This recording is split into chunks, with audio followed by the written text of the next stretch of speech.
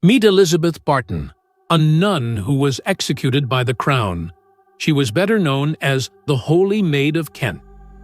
April 20th, 1534, Tyburn Village near Canterbury.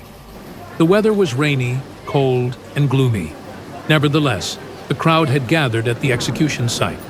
On one side of the area, there was a strange buzzing sound, while the other side was silent. Sometimes, quiet sobbing could be heard from this area. Elizabeth was born in 1506 as the child of a poor farmer and had mostly worked as a servant for the nobility. However, she suffered from epilepsy.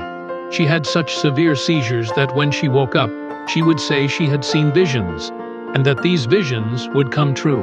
This situation spread among the people. It even reached a point where Elizabeth was no longer referred to as a servant, but as the Holy Maid of Kent. The nobles she had once worked for were now seeking her advice. At that time, King Henry VIII, who was on the throne, believed that the Catholic Church's perception of itself as an absolute power was undermining his authority. He embraced Protestantism and sought to distance himself from the Pope by implementing his own reforms. At this point, Barton, who was deeply devoted to his faith, opposed King Henry VIII's decision to annul his marriage to his first wife, Catherine of Aragon, and Mary Anne Boleyn, as well as his establishment of the Church of England and rejection of the Pope's authority. He claimed that if the king went through with these actions, he would lose his kingdom and eventually die. One day, all these statements reached the ears of Thomas Cromwell, King Henry VIII's chief advisor and one of the architects of the Reformation. This situation was a rare opportunity for the kingdom at the time.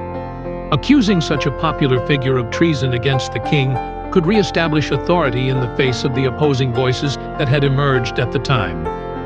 Elizabeth Barton was arrested on charges of threatening the king, and she was declared a traitor. After interrogation, Elizabeth Barton admitted that she had made everything up. The court sentenced her to death after her confession. Elizabeth Barton was now at the end of the road. The king's supporters and those of authority outnumbered her own supporters, and the day had come. The punishment of hanged, drawn, and quartered that was applied at the time was carried out only as hanging for Elizabeth, and the kingdom said it was a mercy.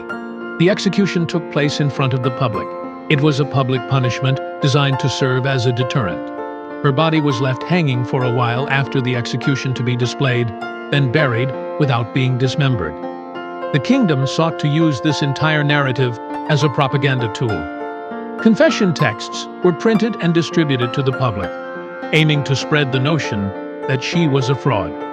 Catholic communities, however, saw him as a martyr and interpreted his execution as a manifestation of the cruelty of the Reformation. As a result, Elizabeth Barton went down in history as a prophet who could not foresee her own future.